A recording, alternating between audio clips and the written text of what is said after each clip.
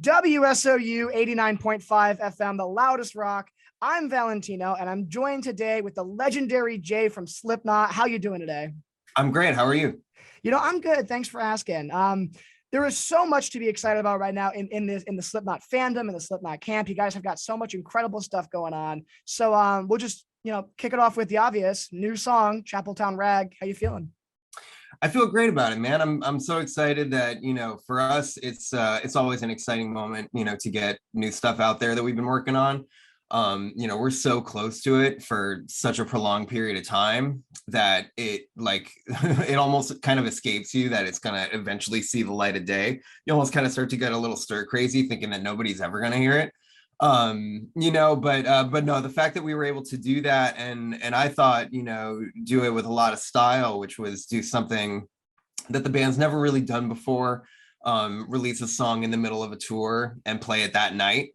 That was an incredibly exciting thing for us. I think that was a challenge that we wanted to present ourselves with, and getting that out there in the way that we wanted was really exciting, and it felt like for us to be able to play that song finally is super rad, and hopefully indicative of new things that are just around the corner. So yeah, we're feeling pumped on it. I love the tune. It's one of my favorites that we've done over the years, and yeah, it's a good time to be in Slipknot. We feel really good. It really is. And, I know one of the big things that people always talk about is like the consistency with albums. Slipknot really has just some of the most consistently good, heavy records. And this song is obviously no exception. It's incredible. I want to ask, is this linked to an album, or is this going to be kind of a solo track like All Out Life is?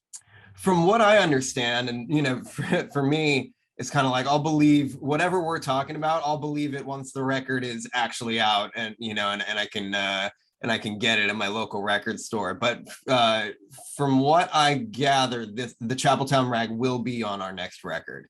Like I said, I'll believe what's on the record when it's actually out there.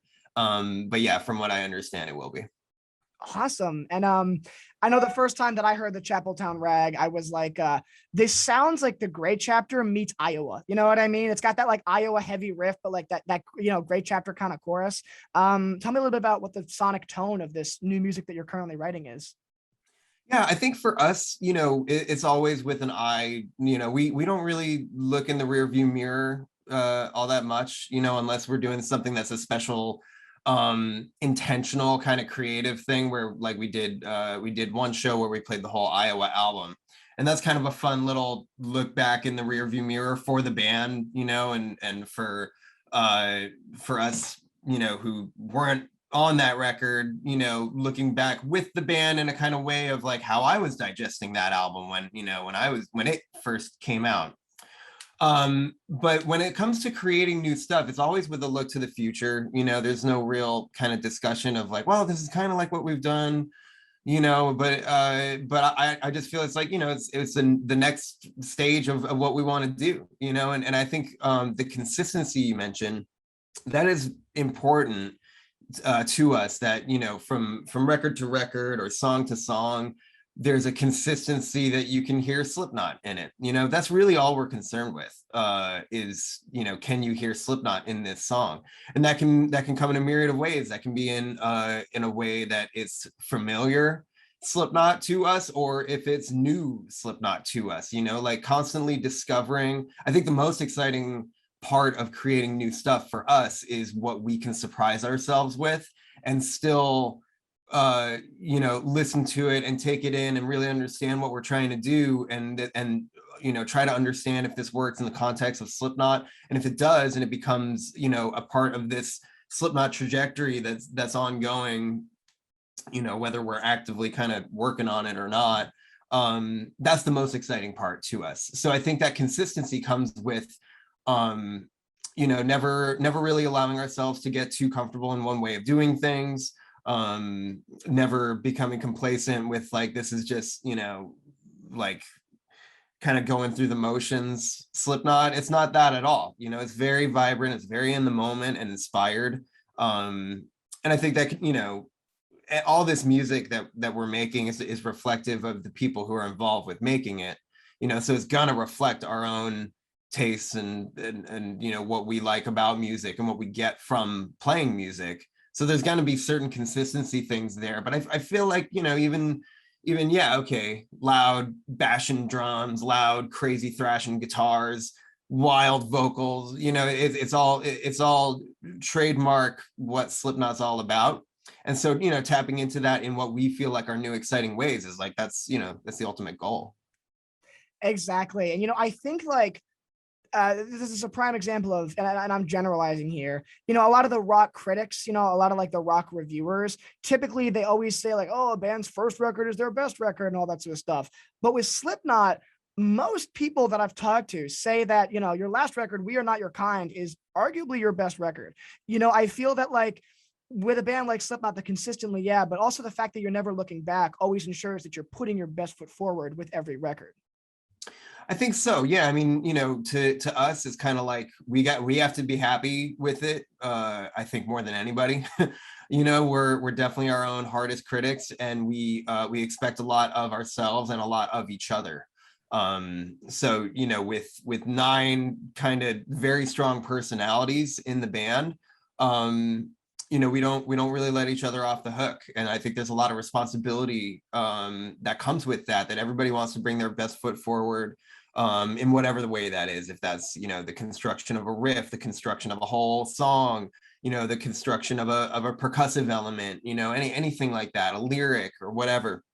It's always got to pass a really, really, really high standard that we impose on ourselves. And, you know, I think that's a healthy way of creating stuff.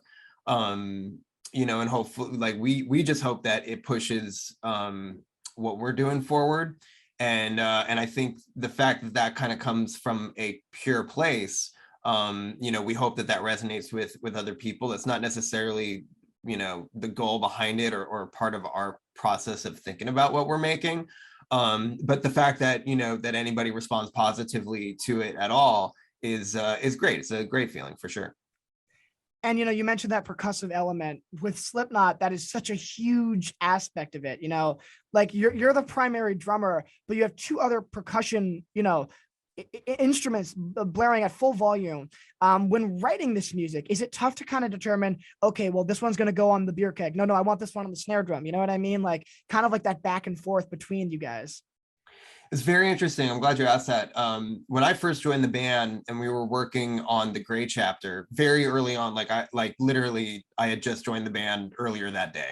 And, you know, we're having conversations about, you know, it's my first way of approaching making some new Slipknot songs. You know, the long story short there is that we played a bunch of old Slipknot songs, and then it was kind of like, all right, do you want to be in the band? Let's start writing this next record, you know? And we got right to it and started working on a song that ended up becoming Sarcastrophe, the second song on that record. And you know, I'm woodshedding in there. I'm just trying to jump onto this moving freight train. And I've got all these ideas, you know, I'm super excited, very energetic, and very eager to, you know, just get my hands involved in this process. And so I'm like, oh yeah, you know, so I'll be doing this on drums here. And I'm having this conversation with Clown, and I'm like, yeah, and like you could be doing this on the percussion or whatever. I'm just very excited. And he was like, look, your goal here, your purpose here is to forget that I even exist. Forget, like, do not cater to what I'm gonna bring to the table, because none of us are gonna cater to what you're gonna bring to the table. Like, all of us have to apply ourselves completely to this in our own way. You know, everybody has to find their own sonic space to, you know, to survive getting through a Slipknot song, really. And I took that to heart that day, you know, and that really kind of emphasized the focus that I need to have on, you know, my contribution into what we're creating. Because there's so much that goes into that, you know, like when it came to We Are Not Your Kind, we wrote that album over the course of 3 years. and constantly revising and editing and listening and wanting to make different musical choices and stuff. So when it comes to that percussive element, it's like a conscious decision that I'm not going to inform what they do by anything other than what I'm going to do. Because everybody just needs to find their own space, and everybody does. Like, that's the beautiful thing about what we're doing, is that there's so much opportunity and landscape for everybody to fill. Like, that's kind of a self-designed, thing about Slipknot, is like the sandbox that we kind of like play in or operate in is so vast, and there's so much texture that you can fill in. And that goes for all the instruments, but the percussive element for sure, because we're kind of like, at certain points in songs, we're like a three-headed monster that kind of shares one brain. And I really enjoy that, that element of the band. But it's like a conscious decision as the guy on the drum set, that I have to be like, those guys are going to find their way. I just have to plow through with my way. And it becomes, what we do, for better or worse. And I absolutely love like Clown's advice on that, because, it's so true. To join a band like Slipknot, you really do have to be like the best of the best. And you don't want to change your own personal style or personal influence based off of what other people are doing. And I think that's why, like, no two Slipknot records directly sound the same, is because, you're not trying to do what's done before. You're trying to make your own path. Exactly. Yeah, that doesn't interest us. We've like, as far as we're concerned, it's like those songs exist and we can play those songs from albums past, but to create something new and exciting, to give us, something new and exciting to bring to the table on stage, because that's where everything comes alive. The studio is an amazing opportunity to flesh out new ideas and expand into new sonic territories. For me, the most exciting thing is when you take all that hard work that you've spent weeks, months, years on in the studio, and find a way to translate that on stage. And for me, when we just released this new song, the Chapeltown Rag, it all kind of happened so quickly, because we've been working on it all throughout this year. And so for it to all just kind of come to this climax where we're playing shows for 2 months, playing all these songs from the old records, and we've got this new secret weapon that we're kind of like waiting on, and we'll release it at the end of this tour and play it that night. It all felt like that process just became like one bigger thing than it usually does. Usually you'll finish a record and it'll take a while, 3 to 6 months to, get it from when you finished working on it to then your first opportunity to play it when people have heard it. So the fact that we got to do it in like really close proximity to when we actually created the song was really cool. That was a new experience. And I think that's just kind of this, like, that's this thing that we just want to keep chasing, that way of exciting ourselves. And I think that translates on stage. Exactly. And that is that's such a fun way to do it, like that, like that live presence. It's all about how you're connecting with that live, that song, because you're right, it is like a three-headed beast when you perform these new tracks. I definitely do want to ask, you mentioned about, like, you're on tour again, you had a quick turnaround with this song.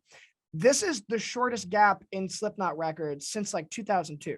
And still not new music, I'd say. Because typically, you drop a record, then maybe 4 years later, maybe 5 years later, there'll be a new song and then an album announcement on the way. Did the pandemic kind of help like expedite this songwriting process? The pandemic definitely impacted what we were able to do, obviously, as a band, being super excited to tour in support of We Are Not Your Kind. And we're here, raring at the gates, doing a couple tours and expanding into new songs, adding new songs from We Are Not Your Kind into our set list. And then all of a sudden, the world is on fire and we can't play shows in it anymore. So that was jarring for sure. I hesitate to say that the pandemic helped with anything, but it definitely forced us to, to stop, as it did everybody, and just evaluate what we want to do, given that we can't get out there and play what to us still are pretty new songs. if we can't get out there and play, what do we want to do? You know, we still have all this creative energy and all this, you know, excitement surrounding the stuff that we're up to. And I think the pandemic lent itself to be like, all right, well, we have to, the only way we can get all this creative output out is to make new stuff, you know? And so this was born out of that, for sure. It's definitely difficult in the sense that, you know, the pandemic has just made it hard for everybody to get together, you know, and be with each other in public spaces. So working remotely and having to learn, you know, different skill sets and stuff. Like I've never been that confident or good of like an engineer, but given my, you know, we all live in different areas of the, you know, the country or the world, and you know, we have to do stuff, you know, when it comes time to like, all right, let's try to make stuff by proxy. It's like, okay, I'm going to be over here learning how to run up, you know, my own Pro Tools and record my own drums to demos that, you know, guys are sending around, and hope that we kind of get, you know, catch some momentum. And then once that reaches, you know, like a critical mass, then we get together with a purpose of like, we're going to track these songs and make sure we do, you know, do the best possible job. And yeah, you know, we're nearing like things for a while have been in various stages of completion throughout this year. But we're definitely getting close to the finish line. I think, you know, like I said, there's no telling what exactly, you know, this final piece of the puzzle that we're putting in, you know, as the people that are kind of directing what we're doing here. You oftentimes don't even really know when something is finished, you know, you just kind of have to like abandon it because you're like, all right, I'm done with this, or, you know, you end up just spending so much time agonizing over one little detail that nobody in the world is going to notice but you, you know. So there's plenty of that, but it's how hard we want to work on this. And, you know, hopefully we're nearing the finish line, because I can't wait to get it out there. Awesome. And I know that like so many Slipknot fans are like ravenous at the mouth to you know, to hear this record, you know, like to see what this is going to sound like, you know, what this new chapter is going to be. I know it's tough to say, but do you have like a percentage of how much the record is done? Maybe is it like you said we're near the finish line? Are we in the mastering phases? Are we still in the writing phases? No, not necessarily. I mean, you know, it has happened in the past where, you know, we'd say, oh, the writing, yeah, we're done writing the record. And then something amazing comes, you know, falls out of the sky, and you write the negative one in 2 hours, which happened, you know. That stuff happens, you know. So I'm never, I hesitate to give like a firm answer, because it's like, oh man, I don't want to say, oh yeah, no, it's 100% done or 99% done, and then it'd be like, oh my God, we're writing these new songs that have to be on this record. No, I don't know. It's coming. That's all I'll say, is it's coming. I know you guys are excited. We're excited too. You know, so it won't be too much longer, but we got to make sure it's right. No, I totally understand. And I get the hesitation. You know, I always feel really bad when like poor bands like A Day to Remember. I love A Day to Remember, also one of my favorite bands, but you know, they announced their record in 2019, the pandemic happens, and then like 2021, it gets dropped. And it's stuff like that where like, you're never fully sure until it's like out, you know, and until it's out there, then it's out. Yeah. I mean, you know, the experience of creating music with, you know, making a new record, like it's already so complex, and you know, you agonize over it as the artist or anybody that's working really hard to make it the best that it can be. That process is already complex enough. Add on top of that the additional factors of all the unknown things that, you know, we're all dealing with as a society. Of you know, we're so fortunate that we were able to do the tour that we just completed, the Knotfest Roadshow, and to do it safely was like, to me, that's right in line with the records that we've made, you know. Like, as far as an accomplishment that I really feel proud about is to conduct a modern tour and have it be done safely, was incredible. And that's on the part of the band, everybody working on the tour, the fans, everybody coming out to a show, doing their part. And so that meant a lot. But so the complexity of, you know, oh, it's still out there, you know, it's still a concern of ours, you know. So you kind of just try to have your music guide you, let that be the compass, and whenever the music dictates it needs to be released, it is released. It kind of takes on this character of its own that you don't really even control. So hopefully these unpredictable factors out there in the world don't impact what we're working on, because we're proud of it. But you got to take it one day at a time these days, but still, take it. You got to take it one day at a time, but you got to take it. So we're excited. It's a really exciting time with what we're working on. But hopefully, it'll be out there soon enough. It really is such an exciting time, and especially having shows return again finally. I know you mentioned you're on tour. I actually had the privilege to see you guys at Riot Fest and in New Jersey and Holmdel, both phenomenal shows.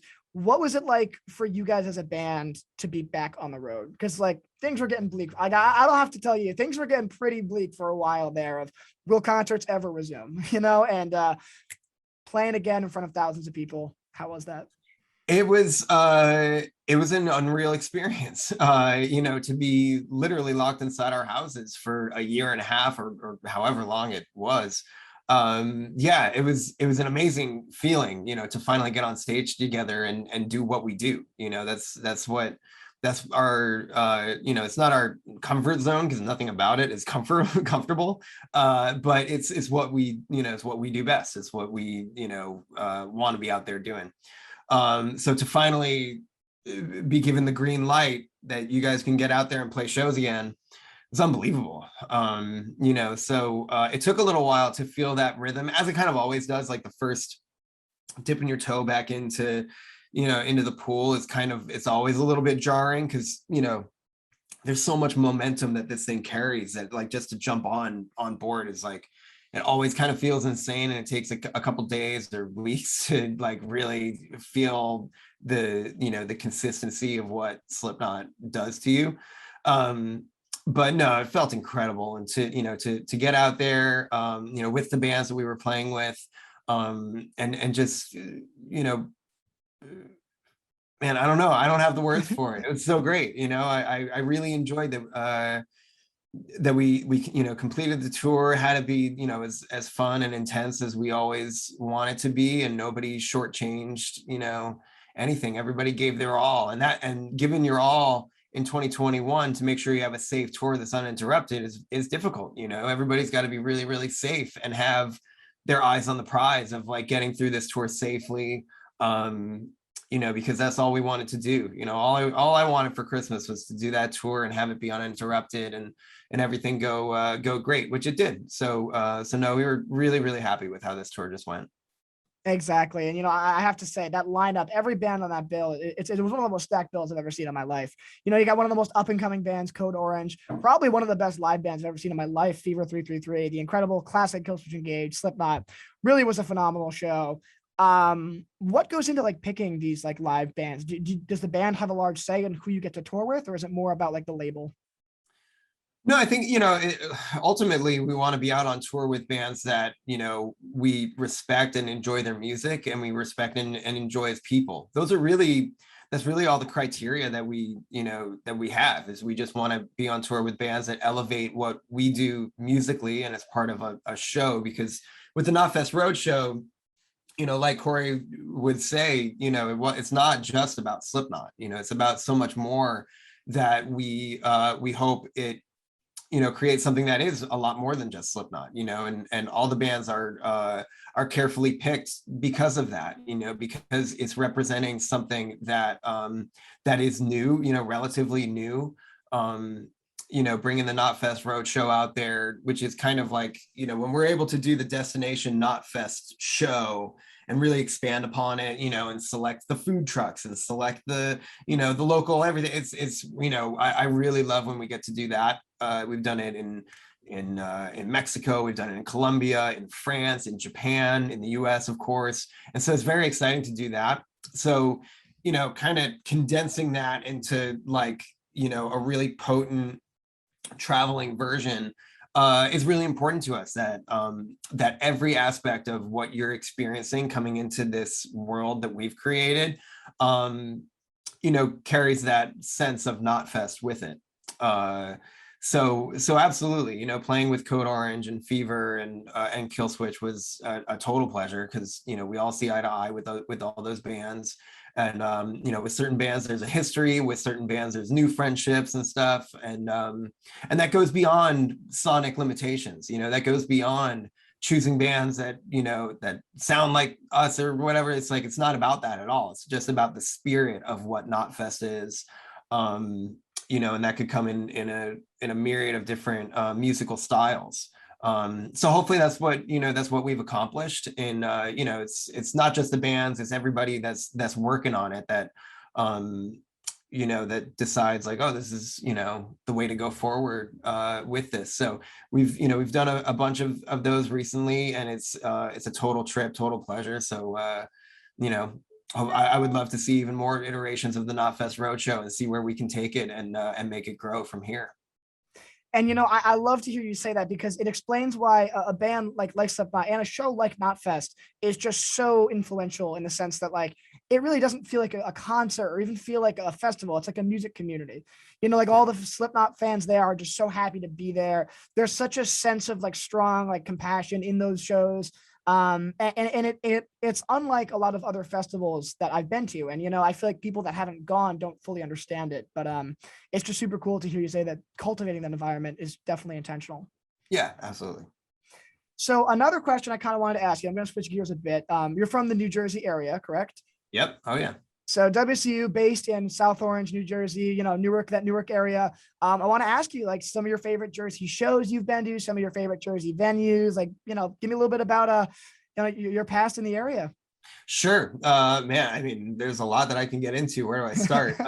Well, growing up playing music, I started at a relatively like late age, I suppose. Like I started playing drums when I was 14 years old. And the one thing that I really wanted to do was play at a bar that was a couple towns over from where I lived, called Chubby's. Chubby's used to be a bar, and it's called something else now. But it was a bar in Red Bank, New Jersey, where like local band, I go to see like local bands play there. My sister was in a band and they played there before I was ever even playing music. And so that was like my biggest goal when I was a kid. That was all I wanted to do. That included other venues too, the Saint in Asbury Park. There was an internet cafe, believe it or not, back in Red Bank back in the early 2000s, late 90s and early 2000s. There was this internet cafe where they would let people put on like hardcore and metal shows. It was unbelievable. Like there's literally 10 15 computers and like a little bakery, and they would let people put on like metal and hardcore shows and pack it out with like 100 to 200 kids going crazy. So those shows were amazing. Those were like, those are some of the best moments of my life, growing up and playing music in New Jersey. And then working on stuff from there with my bands in high school and stuff. We'd play at the Stone Pony. I eventually went to college in Hoboken, New Jersey, so like Maxwell's was very important to me. The proximity to New York, like some of my first shows ever, like even just as somebody going to shows, were at like Irving Plaza in New York. That was huge for me. And then once I started like booking my own shows, booking my my high school band's shows and stuff, we'd play at the Knights of Columbus on Route 36. We'd play, I remember we played like a basement of a bar in Trenton, New Jersey. Forgive me because I don't remember the bar's name. But yeah, man, I mean, I've covered that state, many times over. It's where, it's home. I live in Tennessee now. But New Jersey is always going to be home to me. My dad went to Seton Hall, like it's New Jersey is always going to be like where my lineage is from. And I think there's a certain energy about being a creative person in New Jersey that's unlike anywhere else. The scene that I really kind of latched onto was in Asbury Park. There's just so much like creativity and awesome stuff going on down there. And I latched on to like hometown hero bands that were that were from the area. People who I'm still friends with, like Nicole Atkins is a very talented singer from New Jersey. She lives in Tennessee now, along with myself. And, you know, that's somebody who's been a great friend of mine for half my life easily. And yeah, you know, like New Jersey's absolutely home. You know, like the first time I ever saw Slipknot was at the PNC Arts Center. You know, and going to life-changing shows at the Starland Ballroom. One of my favorite venues around the world is Starland. So yeah, man, no, I got a lot of love for New Jersey. It's always going to be home. So many of my experiences that, you know, stay with me today are, you know, are memories that I made when I lived in New Jersey, for sure. Exactly. You know, it's just so great to see so many Jersey bands just do so well in the music scene and help push it forward. But Jay, I want to thank you so much again for talking with me today. It's been an absolute honor and a privilege to have you on the WSOU airwaves. You know, we got the new song Chapeltown Rag playing. You can hear it all the time. Huge shout out to all the people that made this interview possible. You know, thank you, Max, Phil, Caitlin, and of course, a huge shout out to my uncle who introduced me to Slipknot, Uncle Larry, back when I was a little kid. And it's just super unreal to be talking to you today. Thank you so much again. Right on. Thank you for having me.